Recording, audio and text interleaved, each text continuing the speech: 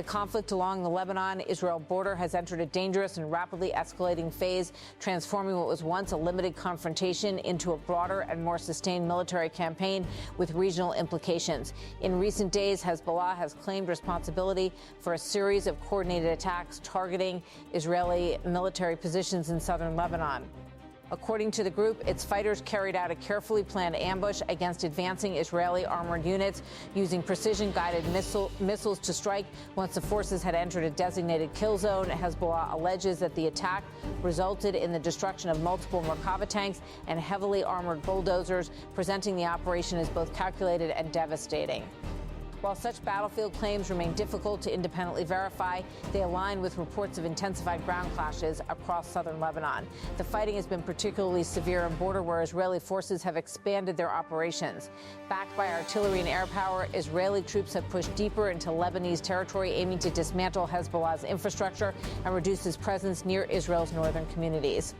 Towns in southern Lebanon have effectively become front lines with ongoing exchanges of missile fire, artillery shelling, and close-range combat.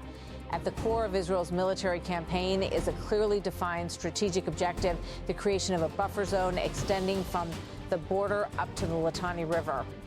Israeli Defense Minister Israel Katz has publicly outlined this plan, stating that Israeli forces will establish control over a large portion of southern Lebanon as a long-term security measure. Reports confirm that Israel intends to control the remaining bridges and the security zone up to the Litani, a move that could amount to occupying nearly a tenth of Lebanese territory. Explaining the rationale behind the strategy, Israeli leadership emphasized the need to push threats further away from its northern. We are simply creating a larger buffer zone. The policy reflects a broader shift from reactive defense to proactive territorial control. The campaign has also involved extensive targeting of infrastructure. Israeli forces have destroyed key bridges over the Litani River and intensified demolitions in border, aiming to disrupt Hezbollah's mobility and supply lines. These actions are part of a wider military doctrine articulated by Israeli officials.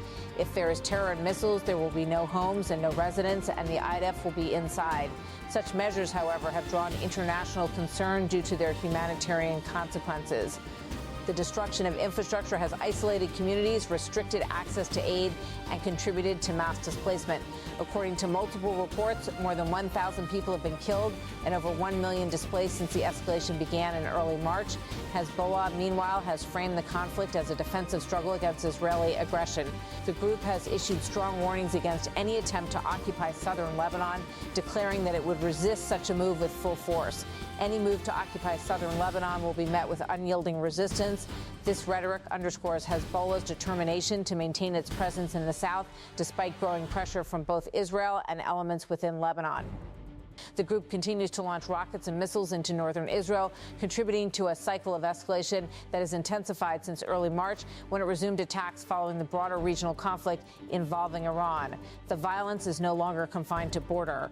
Hezbollah has also claimed responsibility for strikes targeting deeper Israel, including attempts to hit sensitive military sites. Israeli officials say most incoming projectiles have been intercepted by air defense systems, though the attacks have triggered widespread alerts and heightened anxiety across major cities. Israeli retaliation has been swift and forceful. Airstrikes have targeted Hezbollah across Lebanon, including in Beirut and the Bekaa Valley, while ground operations continue to expand.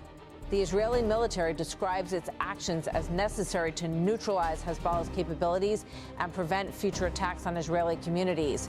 The current escalation follows the collapse of a fragile ceasefire agreement reached in 2024. Under that arrangement, Hezbollah was expected to withdraw from southern Lebanon and disarm, with oversight from the Lebanese government. However, implementation stalled and tensions remained unresolved. The renewed violence in 2026 has effectively shattered that agreement, leaving little room for immediate diplomatic recovery. The conflict is also deeply tied to the broader regional confrontation involving Iran.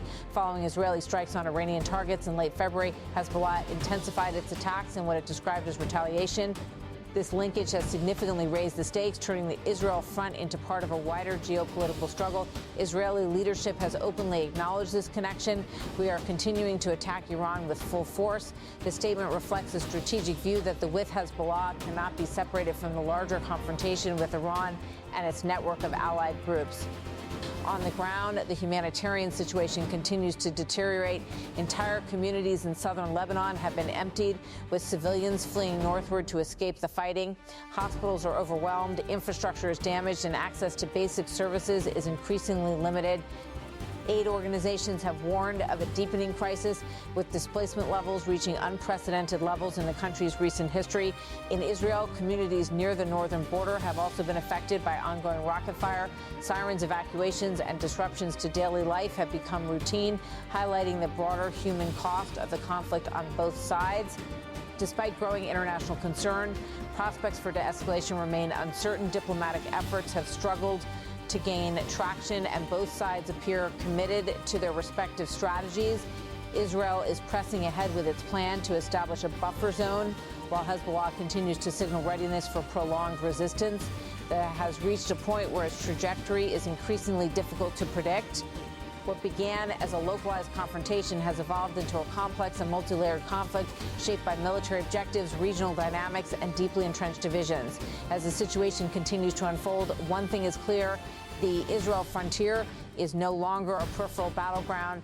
It has become a central arena in a broader regional struggle, with consequences that extend far beyond its immediate borders.